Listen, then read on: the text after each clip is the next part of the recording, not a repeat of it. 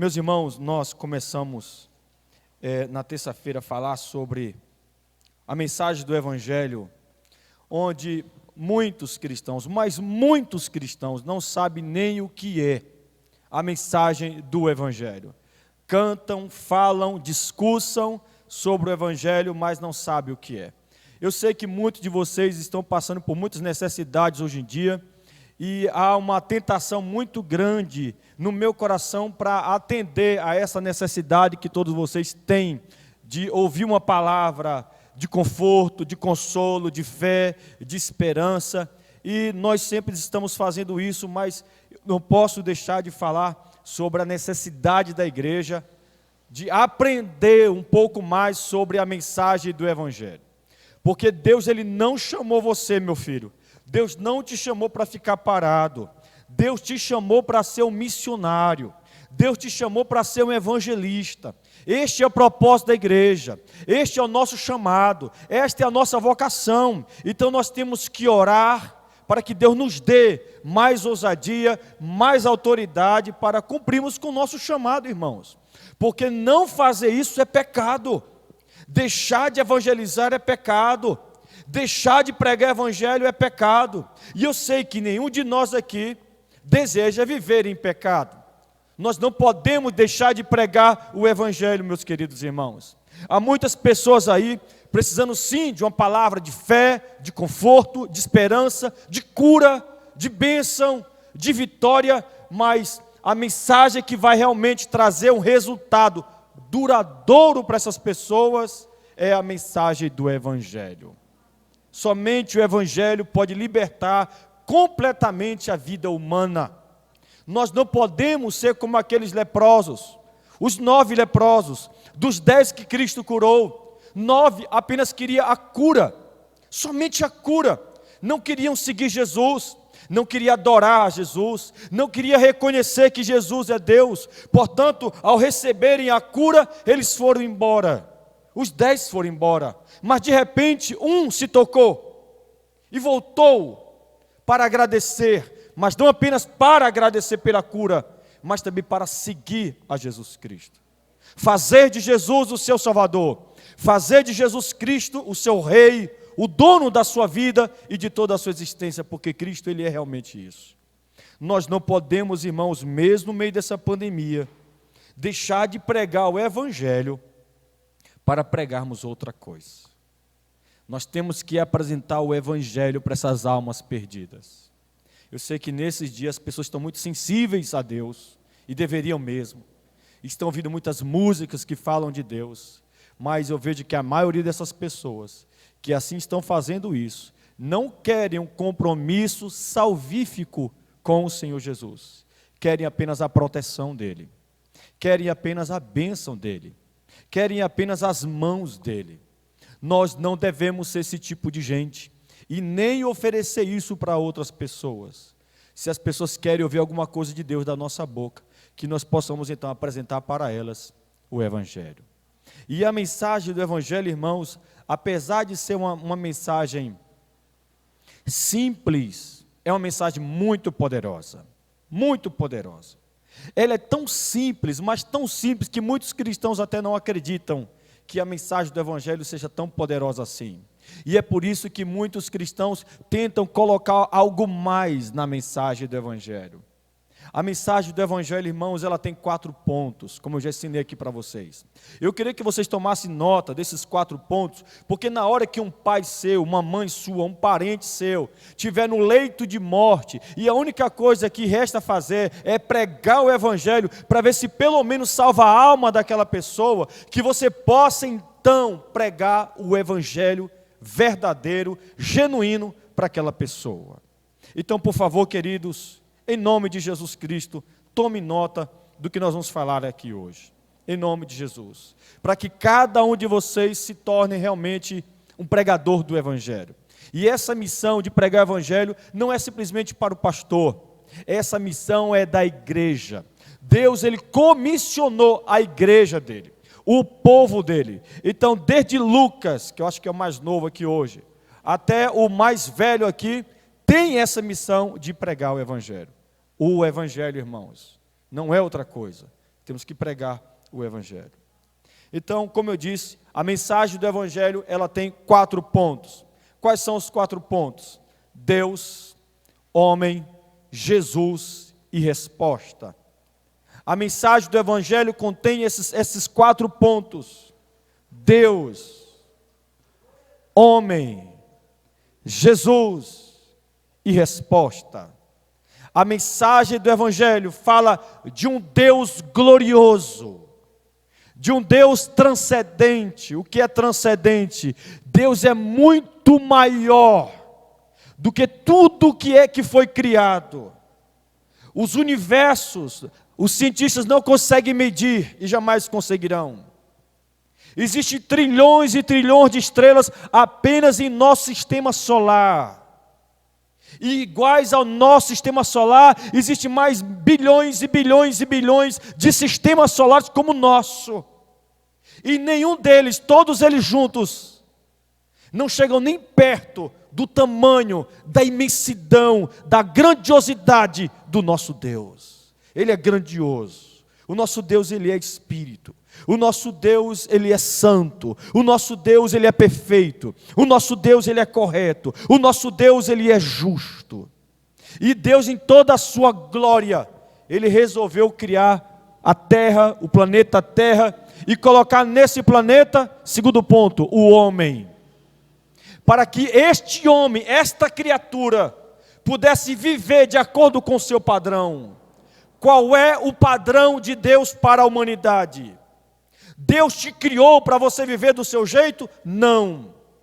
Deus te criou para que você pudesse viver do jeito que Ele estabeleceu na palavra dEle. E o jeito que Deus estabeleceu na palavra dEle é uma vida santa, uma vida pura, uma vida correta e uma vida de obediência. O homem foi criado para viver assim. Este era o plano de Deus para o homem.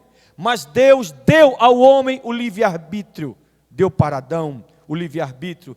E Adão usou esse livre-arbítrio não para viver de modo santo, não para viver de modo correto, não para viver de modo puro, não para viver de modo obediente. Adão usou esse livre-arbítrio para fazer algo completamente oposto ao que Deus havia criado a ele. Adão resolveu decidir desobedecer a Deus na tentativa de ser igual a Deus. Por causa disso, o homem então ele peca. Ele pecou contra Deus. E ele pecou contra um ser que é eterno. E é por isso que a consequência do pecado é eterna. Porque a consequência do pecado não é apenas 1 ano de castigo, 2 anos, 3 anos. Porque a consequência do pecado é eterna. Porque o nosso pecado foi contra um Deus que é eterno. Portanto, a consequência também deveria ser eterna. E qual foi a consequência? Deus deixou bem claro para o homem qual seria a consequência. A consequência seria morte eterna. E o que é morte eterna? É uma separação eterna de Deus. Uma separação eterna do Criador. Esse lugar se chama inferno. O lugar onde as pessoas ficam eternamente separadas de Deus se chama inferno. Adão, cometendo esse pecado, toda a sua natureza agora é depravada.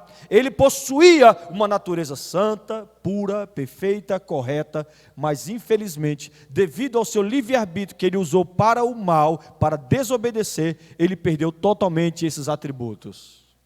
E ele agora se tornou um homem pecador. Toda a sua natureza agora é manchada pelo pecado. Suas vontades é manchada pelo pecado. Os seus sentimentos são voltados para o pecado. A sua volição é voltada para o pecado. Os seus desejos são voltados para o pecado. E a Bíblia diz que todos os seus descendentes, ou seja, todos nós agora nascemos com essa natureza ruim, natureza pecaminosa. E todos nós que também somos descendentes de Adão, filhos de Adão, nós temos a mesma consequência dele. Se a consequência do pecado é a morte, nós que nascemos com a natureza pecaminosa, nós que por conta de nossa natureza pecaminosa, praticamos o pecado, nós também merecemos a morte, e estamos debaixo desse decreto de morte, estamos debaixo da justiça de Deus, estamos debaixo da ira de Deus. A única coisa que Deus deve fazer com a humanidade é fazer com o que está escrito na palavra: o salário do pecado é a morte. A alma que pecar, essa deve morrer. E a Bíblia diz que todos pecaram. Então, se todos pecaram, todos devem morrer. Todos devem ser separados eternamente de Deus. Todos devem ir para o inferno. Mas nosso Deus, que nos criou para a sua glória, amém?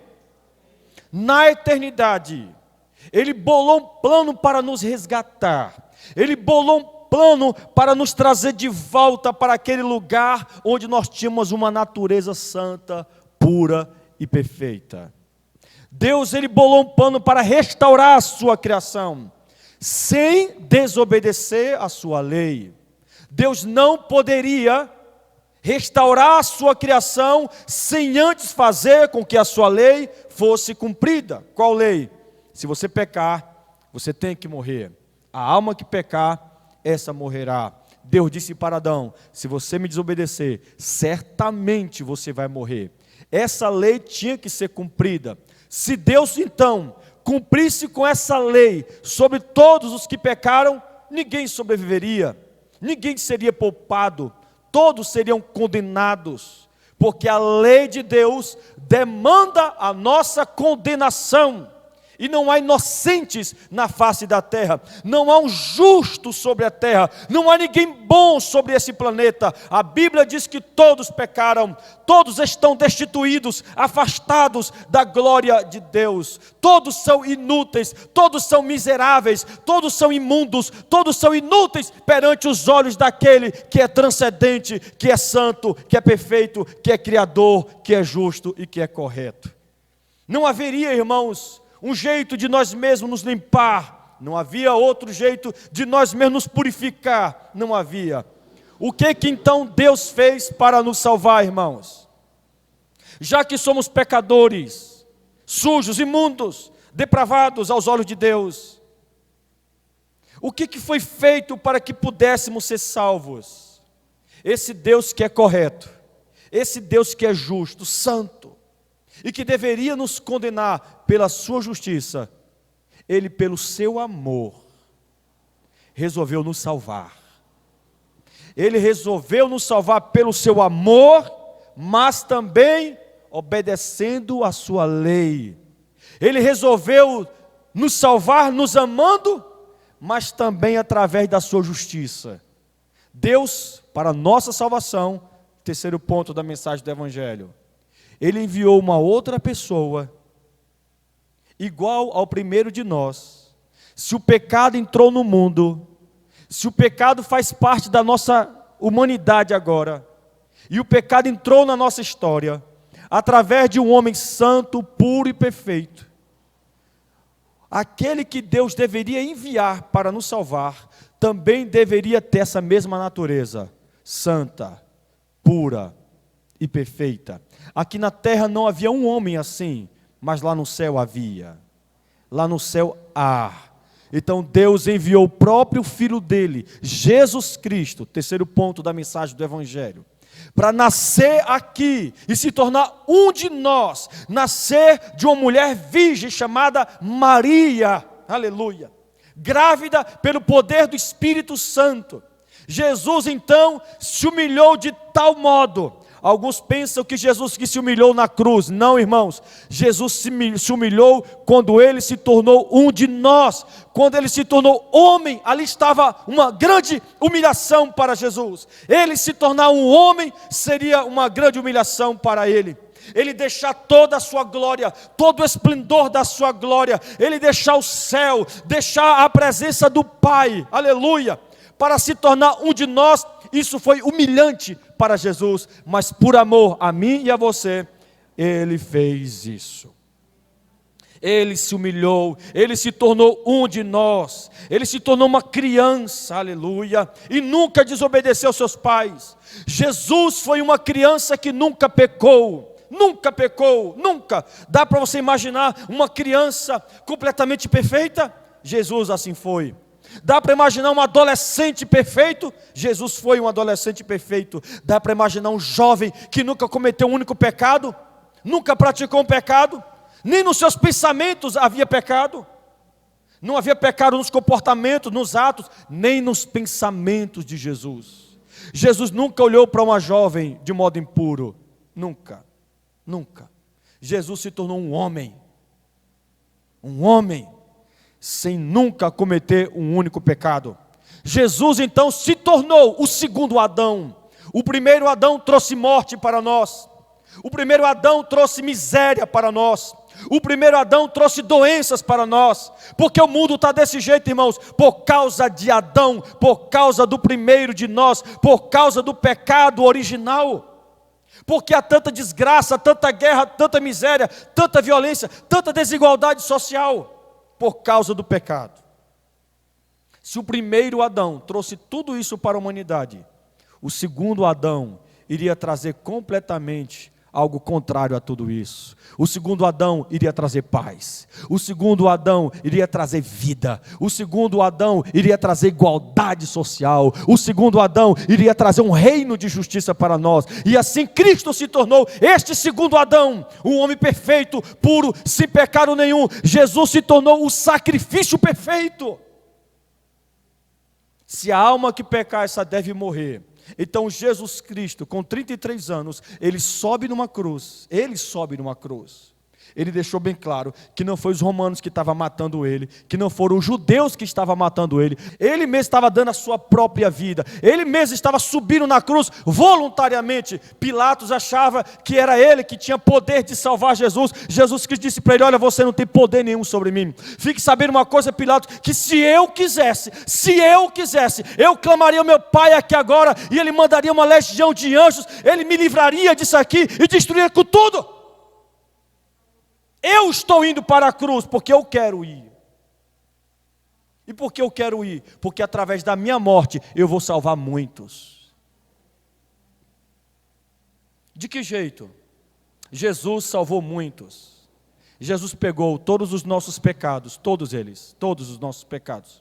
E todos os nossos pecados foram imputados nele. Todos os nossos pecados. Do passado, do presente e do futuro. Todos os nossos pecados. Repito, do passado, do presente e do futuro. Todos os nossos pecados foram despejados em Jesus. Dessa forma podemos afirmar então que Jesus foi o maior pecador do mundo. Não porque ele praticou, mas porque ele recebeu o seu, o meu, os nossos pecados. Já que Jesus Cristo então recebeu a nossa culpa, já que Jesus Cristo recebeu toda a nossa iniquidade sobre ele, então a lei deveria ser derramada também somente nele. E assim Deus o fez. A alma que pecar, essa tem que morrer. E foi lá na cruz, no dia de sexta-feira, 9 horas da manhã, Deus então, lá do céu, simbolicamente falando, ele envia sua espada, espada que deveria ser para nós. Essa espada foi até Jesus Cristo e o matou na cruz. A espada que deveria nos matar, por conta daquilo que nós somos, pecadores, desobedientes, falhos, iníquos. Essa espada, ela foi despejada em Jesus Cristo, e Jesus na cruz, ele morreu por minha causa, por sua causa. A ira de Deus foi satisfeita em Jesus. A justiça de Deus, que demandava a nossa morte eterna, nossa condenação, o nosso castigo, essa justiça de Deus, ela foi sobre Jesus Cristo. Jesus morreu em nosso lugar. Ele se sacrificou por nós. Ele morrendo em nosso lugar, toda a nossa culpa então seria agora tirada de nós e fixada na cruz. E a partir disso, Deus se voltaria para nós, não com ira, não com justiça, mas com amor. E ao terceiro dia, Jesus Cristo ressuscitou. Para quê? Para que todo aquele que entender essa mensagem, para que todo aquele que entender que era merecedor de um castigo eterno e que estava perdido e condenado eternamente, sem nenhuma perspectiva de salvação, compreender que Jesus é aquele que morreu para salvá-lo, Cristo ressuscitando, aleluia. Todo aquele agora que depositar sua fé em Jesus e se arrepender de todos os seus pecados, o Pai que deveria nos condenar, vai nos declarar inocentes, justificados, perdoados pelo sangue daquele que foi derramado na cruz. Olha que bênção, irmão. Era para nós, mas foi nele. E através da ressurreição de Jesus Cristo, nós podemos então ir para o quarto ponto da mensagem do Evangelho, que é uma ordenança de Deus para todo aquele que deseja ser salvo. Salvo do quê? Salvo da ira de Deus. Paulo, ele escreve sobre isso na carta aos Tessalonicenses. Existe uma ira vindoura. Que ira é essa? A justiça de Deus, o julgamento de Deus. Vocês acham mesmo que Deus ia olhar para o planeta Terra, com tudo isso que está acontecendo, com toda essa corrupção, com toda essa imoralidade, com todas essas mortes, com todas essas guerras, com toda essa depravação, e Ele não faria nada? O dia da ira de Deus virá. Deus despejará sobre o planeta toda a sua ira e ódio, justiça e ira, que vai limpar esse planeta de toda essa coisa podre que ele se tornou por conta do pecado. Deus, ele vai limpar esse planeta de tudo aquilo que causa dor e sofrimento. Deus vai limpar. Todos aqueles então que se arrependerem dos seus pecados e terem fé em Jesus Cristo serão poupados desse dia da ira de Deus. Serão salvos. Mas aqueles que não se arrependerem dos seus pecados e não terem fé em Jesus Cristo serão alvos da ira e da justiça de Deus. Irmãos, vocês não fazem ideia do que é isso. Se vocês fizessem ideia do que é isso, vocês cairiam de joelhos. Vocês cantariam melhor do que vocês cantam aqui. Vocês orariam melhor do que vocês oram. Vocês testemunhariam para outras pessoas. A espiritualidade de vocês seria outra.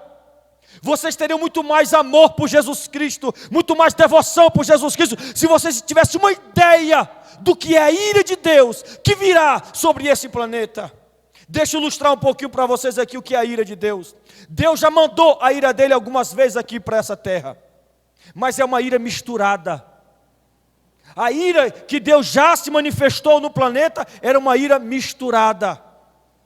João é que fala sobre isso, que o dia da ira de Deus que virá será como um cálice sem mistura.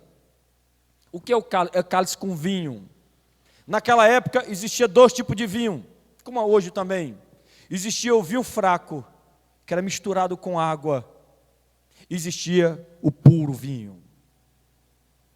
Hoje, até esses dias que nós estamos vivendo, os dias da humanidade que vivemos até hoje, a ira de Deus se manifestou com mistura, foi diluída com graça, com misericórdia. Vou dar um exemplo para vocês. Lembra do dilúvio? Lembra do dilúvio? Deus mandou tanta água que cobriu toda a terra, e apenas uma família foi salva. E por que uma família só foi salva? Porque foi apenas uma família que creu em Deus. Noé foi o primeiro pregador da justiça.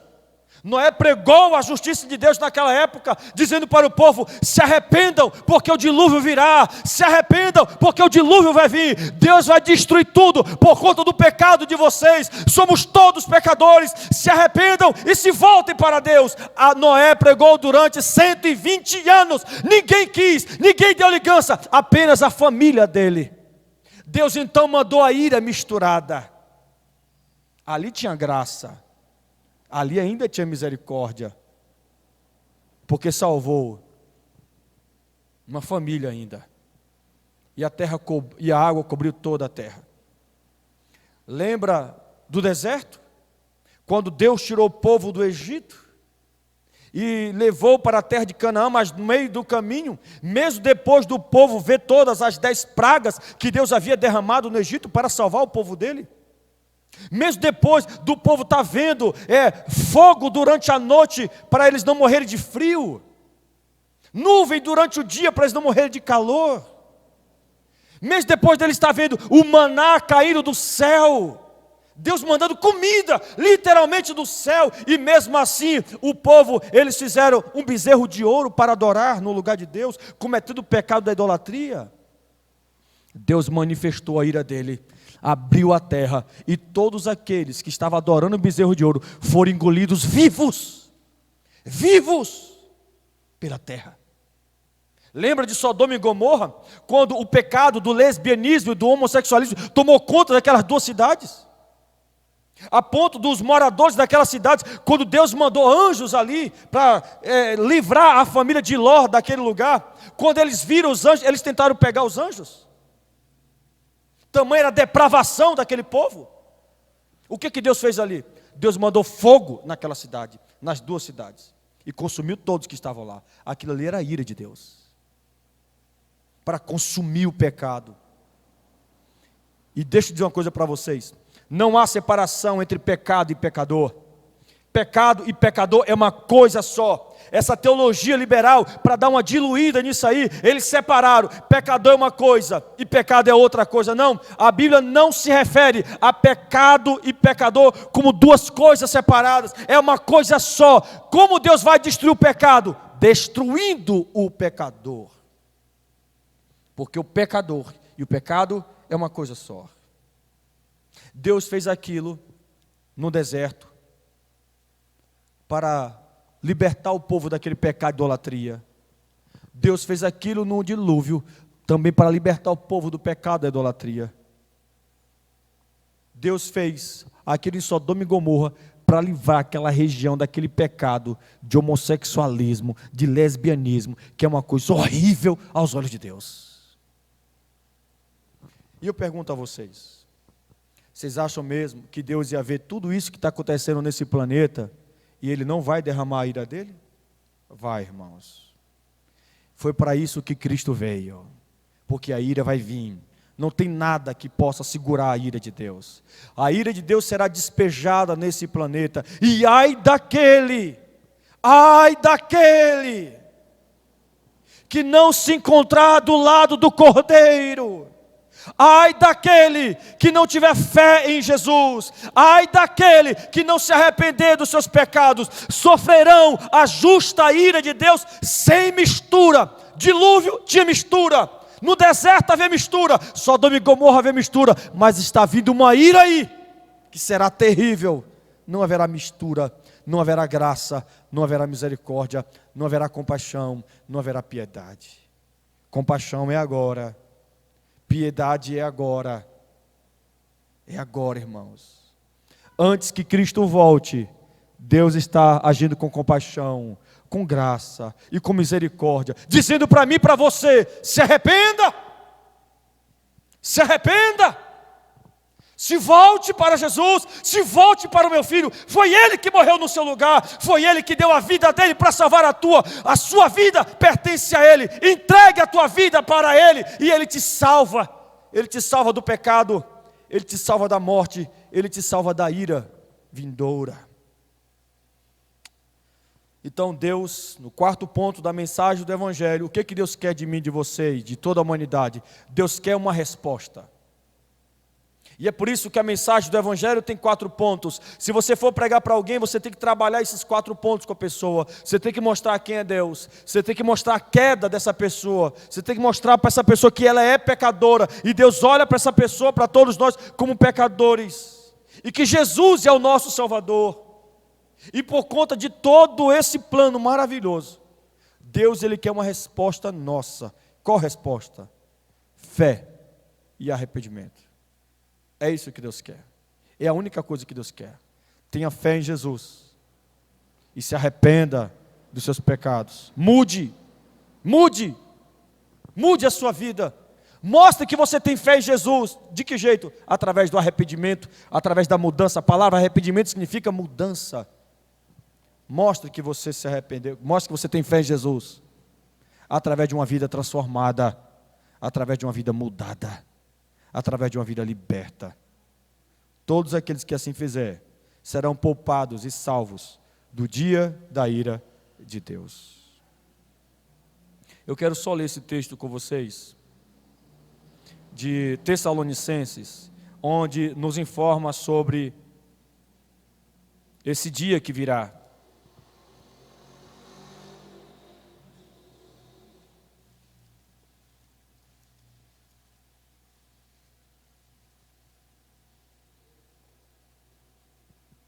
Primeira Epístola de Paulo aos Tessalonicenses, no capítulo 1, versículo 10.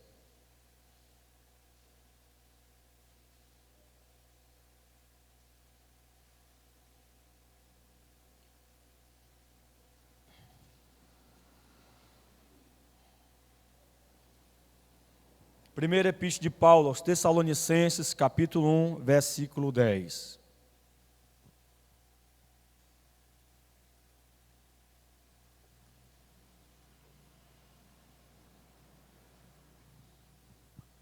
Amém?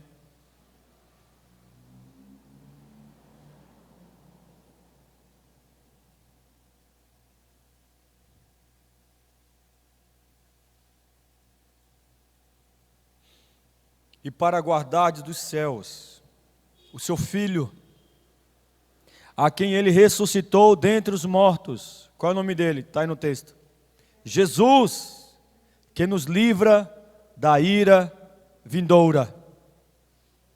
Há uma ira preparada para esse planeta que vai limpar esse planeta de todo o mal que aqui existe. Somente Jesus pode nos salvar dela. Somente Jesus. Somente Jesus pode te guardar e te livrar. E é por isso que nós sempre proclamamos a Jesus Cristo. Por quê? Porque Ele é o nosso Salvador. E Ele veio para nos salvar desse dia. O dia da vingança de Deus. O dia da justiça de Deus. O dia da ira de Deus. O dia do Senhor. Deixa eu ler um texto que detalha um pouquinho mais sobre esse dia. Abra comigo, por favor, no livro de Sofonias. Profeta Sofonias.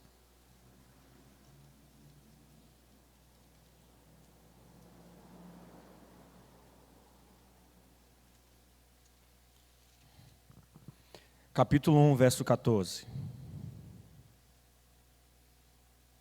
Como será esse dia, o dia da ira de Deus? A Bíblia, ela descreve para nós um pouco sobre esse dia. Será terrível para uns e maravilhoso para outros. Terrível para aqueles que nunca se arrependeram e nunca tiveram fé. Terrível para esses, mas maravilhoso para aqueles que se arrependeram e tiveram fé em Jesus. Porque irão para as bodas do Cordeiro. Irão morar eternamente com Deus, onde Deus enxugará dos olhos toda lágrima. Não haverá mais dor, pranto, angústia, tristeza, sofrimento. Não haverá mais nada disso. Mas para aqueles que não se arrependeram e nunca tiveram fé verdadeira em Jesus Cristo, o profeta Sofonias escreve sobre esse dia, aqui no capítulo 1, a partir do verso 14, que está escrito assim: está perto o grande dia do Senhor, está perto e muito se apressa. Atenção, o dia do Senhor é amargo, e nele clama até o homem poderoso. Os homens mais poderosos desse planeta irão clamar nesse dia, igual uma criança, igual um bebê. Aquele dia, verso 15, é dia de indignação. O que é indignação? Ira. É dia de ira, dia de angústia, dia de alvoroço e desolação, dia de escuridade e negrume, dia de nuvens densas trevas, dia de trombeta e de rebate contra as cidades fortes e contra as torres altas, ou seja, as grandes cidades desse planeta. Trarei angústia sobre os homens, e eles andarão como cegos, porque pecaram contra o Senhor. E o sangue deles se derramará como pó, e a sua carne será tirada como esterco. Nem a sua prata, nem o seu ouro os poderão livrar no dia da indignação do Senhor. O profeta Sofonias está dizendo que riqueza não vai salvar ninguém nesse dia. Ter dinheiro, propriedades, não vai salvar ninguém, porque apenas Jesus Cristo pode nos salvar. Continuando o verso 18. Mas, pelo fogo do seu zelo, vejam essa frase, pelo fogo do seu zelo. A justiça de Deus é zelo, a ira de Deus é zelo, a ira de Deus é zelo, é zelo. A terra será consumida, porque certamente fará destruição total e repentina de todos os moradores da terra, com exceção dos eleitos do Senhor, com exceção daqueles que se arrependeram dos seus pecados. Porque 1 Tessalonicenses 1,10 nos diz o quê? Que temos que aguardar dos céus, aleluia, a Jesus Cristo, aquele que vai nos livrar desse dia descrito aqui por Sofonias no capítulo 1, onde ele chama de o dia da ira vindoura. Só Jesus pode te livrar, somente Ele. Fiquemos em pé, por favor.